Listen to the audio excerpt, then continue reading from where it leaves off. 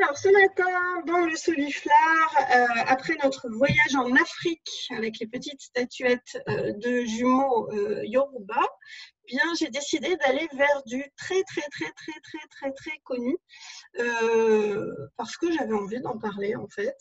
Je ne sais pas d'ailleurs si Corinne n'en aurait pas parlé au cours d'une de ses visites du musée d'Orsay. Mais voilà, aujourd'hui, nous parlons de l'Olympia d'Édouard Manet.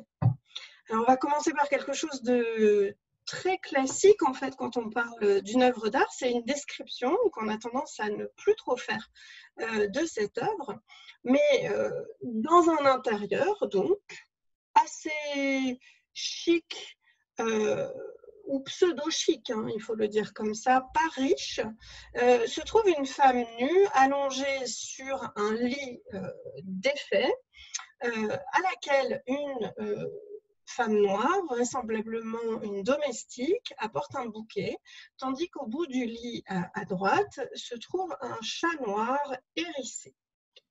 Rien de bien original, me direz-vous, dans l'histoire de l'art. Nous avons affaire ici à un nu féminin. Or, cette œuvre date de 1863, c'est l'année durant laquelle Manet a produit cette œuvre. Mais en 1863, il a décidé de ne pas le présenter au salon parce qu'il sentait que cette œuvre ne serait pas reçue de la manière idéale. On va voir pourquoi. Au salon de 1863, il avait présenté le déjeuner sur l'herbe. Je rappelle simplement pour mémoire que le salon de 1863 a connu tant de rejets de la part du jury que l'on a ouvert en marge ce que l'on a appelé le salon des refusés. Et le déjeuner sur l'herbe a été présenté au salon des refusés, où il a été la star, mais la star des scandales. C'est en 1865 que finalement Baudelaire réussit à convaincre Manet d'exposer cette œuvre. Et le succès est un succès de scandale, autant dire que c'est un échec absolu, qui fait que Manet décide de quitter Paris pendant quelques temps. Alors, on va revenir là-dessus. Dans toute exposition, il y a un livret. Et dans le livret concernant l'Olympia, un homme qui s'appelle Astruc a écrit les vers suivants. « Quand lasse de songer Olympia s'éveille, le printemps entre au bras du doux messager noir, c'est l'esclave à la nuit amoureuse pareille, qui vient fleurir le jour délicieux à voir, l'auguste jeune fille en qui la flamme veille. » Voilà ce qui est présenté pour cette œuvre. Je vous cite immédiatement une critique qui a été publiée en 1863, ça vous donnera un petit peu le ton général de cette réception. L'expression du visage est celle d'un être prématuré et vicieux. Le corps d'une couleur faisandée rappelle l'horreur de la morgue. Une hideuse négresse vêtue de rose tient à côté d'elle un bouquet d'une douteuse allégorie, tandis qu'un chat noir faisant le gros dos vient sur le drap imprimé avec ses pattes la trace non équivoque du lieu où il a marché. Voilà, ça vous place un peu l'ambiance. Or, Manet ne cherche en aucune manière à choquer. Il ne se considère pas lui-même comme un précurseur. Il se réapproprie le thème classique du nu féminin et il s'approprie surtout, regardez bien la composition de cette toile, cette œuvre-ci de Titien qui date de 1538 et que je vous ai présenté lorsque j'ai présenté la Galerie des Offices, qui est ce qu'on appelle la Vénus d'Urbino, puisqu'il était à Urbino, en Italie. Remarquez la différence. Nous avons bien affaire à une femme allongée nue, sur un lit légèrement défait, mais vous voyez qu'ici, on a une profondeur dans la composition, et puis surtout une fenêtre qui est ouverte. Un établissement, plutôt une pièce extrêmement luxueuse, et non pas un chat noir hérissé, mais un chien endormi. Remarquez aussi la très grande délicatesse de la représentation du corps, qui est un corps idéalisé. Il s'agit bien d'une Vénus, je reviendrai là-dessus. Donc, Manet se mesure à Titien.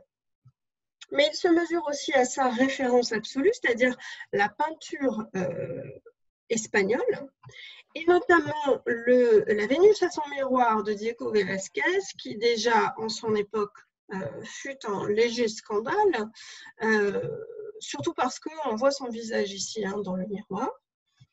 Et l'autre référence absolue en matière d'art espagnol, c'est la Mara nue de Goya. Je vous rappelle que la Mara nue était couverte par la Mara habillée et qu'en aucune manière, elle n'était destinée à être vue par le plus grand nombre. Alors, pourquoi y a-t-il scandale avec Olympia? Eh bien, si on revient en 1863, voilà l'œuvre qui, représentant un nu, a le plus de succès au Salon. C'est une œuvre de Cabanel qui est méprisée, hein, il faut bien le dire, par Zola, qui parle d'un morceau de pâte d'amande sur de la guimauve.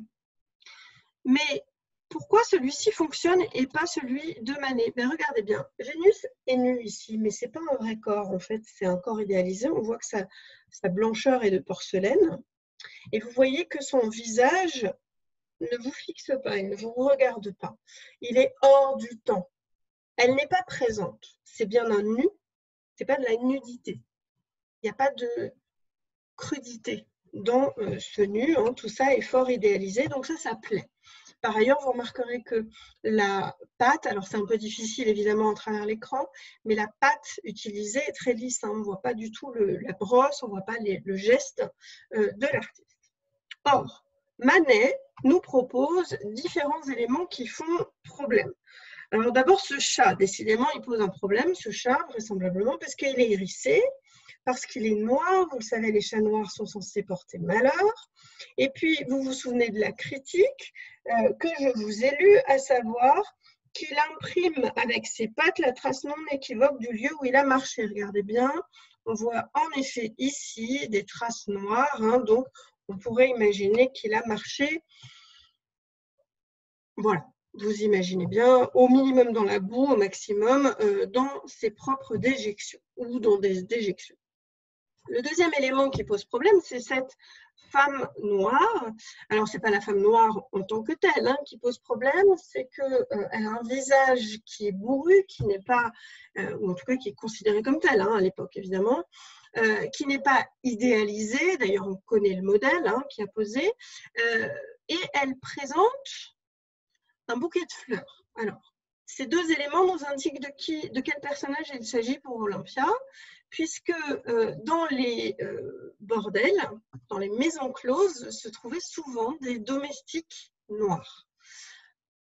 Le personnage noir nous indique donc qu'il s'agit vraisemblablement d'une maison close. D'ailleurs, vous aurez remarqué que dans Olympia, il n'y a pas de fenêtre à l'arrière-plan.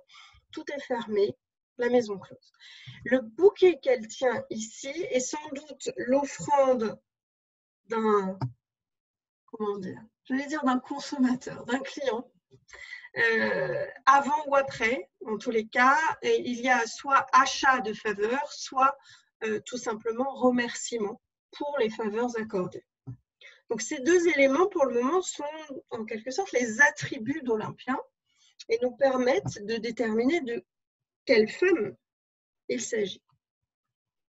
Venons-en maintenant à la représentation véritablement du corps. Je vous disais tout à l'heure que la naissance de Vénus de Cabanel est prisée, on l'estime convenable, belle, parce que ce corps n'est pas humain.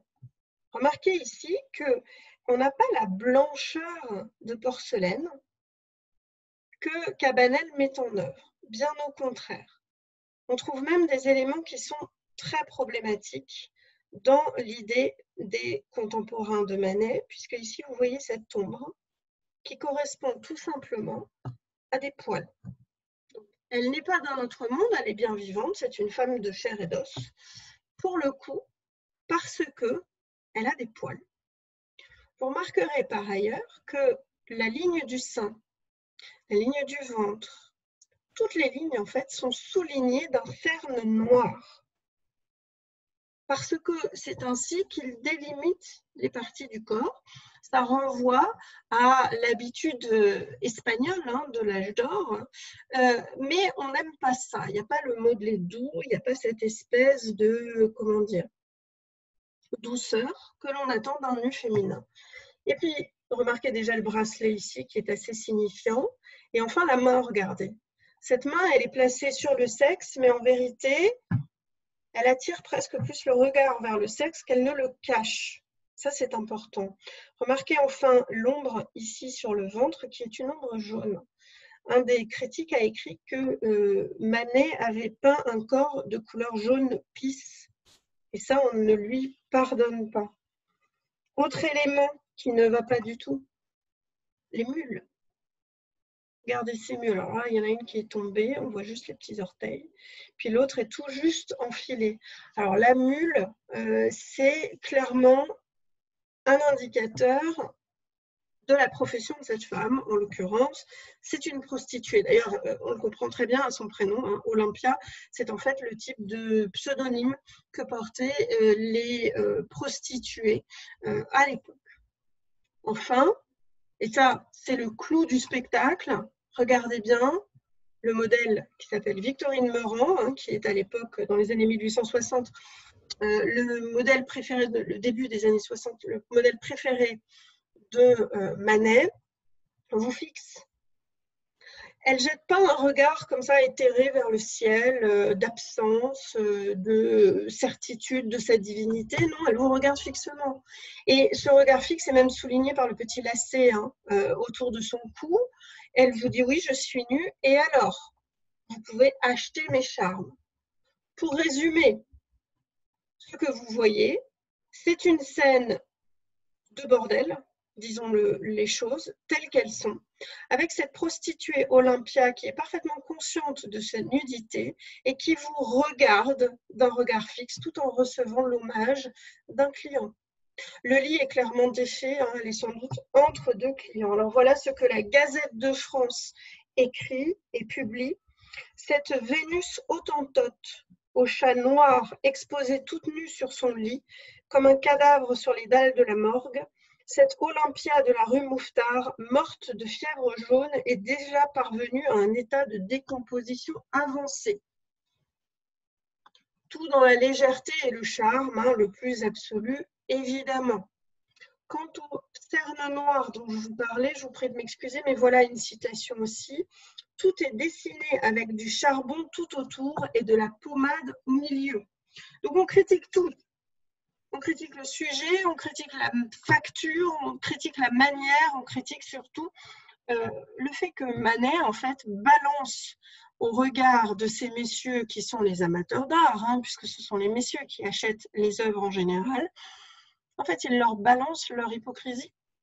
N'oubliez pas que ces messieurs sont mariés en général en fonction des convenances, dans des mariages dans lesquels l'amour n'a absolument pas voix au chapitre et qu'ils vont régulièrement se trouver des cocottes ou des demi-mondaines, qui sont des prostituées, il faut le dire, avec lesquelles ils vont aller au spectacle.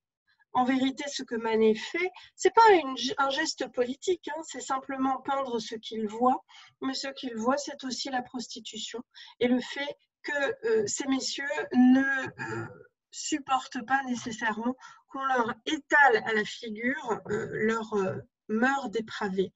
Remarquez aussi les dimensions, nous avons une très grande toile, c'est véritablement un coup d'éclat. Ça explique qu'en fait, pendant très longtemps, il y a eu un scandale, une aura de scandale autour d'Olympia, qui a finalement été offerte par l'État, grâce à une souscription lancée par Monet après le décès de Manet. Elle est entrée, cette toile, dans les collections du Louvre en 1890, c'est-à-dire assez rapidement après le décès de Manet. Cependant, elle n'a été accrochée au Louvre qu'en 1907. Donc, il a fallu attendre plus de 20 ans après la mort de l'artiste pour que l'œuvre finalement soit acceptée. De son vivant, c'est scandale sur scandale, l'œuvre de Manet. Or, les impressionnistes, Monet en tête, ont toujours considéré qu'il s'agissait de l'un des jalons de la modernité, si ce n'est l'explosion de la modernité en peinture.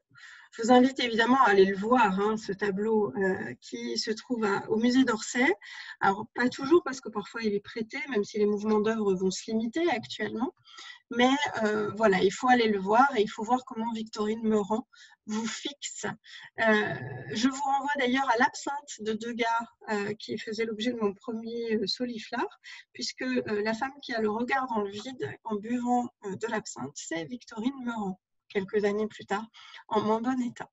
Voilà pour cette œuvre, l'Olympia de Manet, un chef-d'œuvre absolu de l'histoire de la peinture.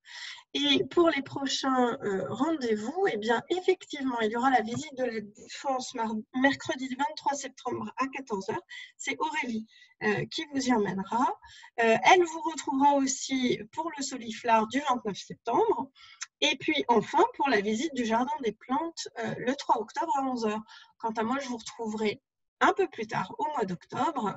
Ne vous inquiétez pas, je prends simplement ce temps pour préparer tout ce que j'ai à vous présenter. Voilà pour tout ceci.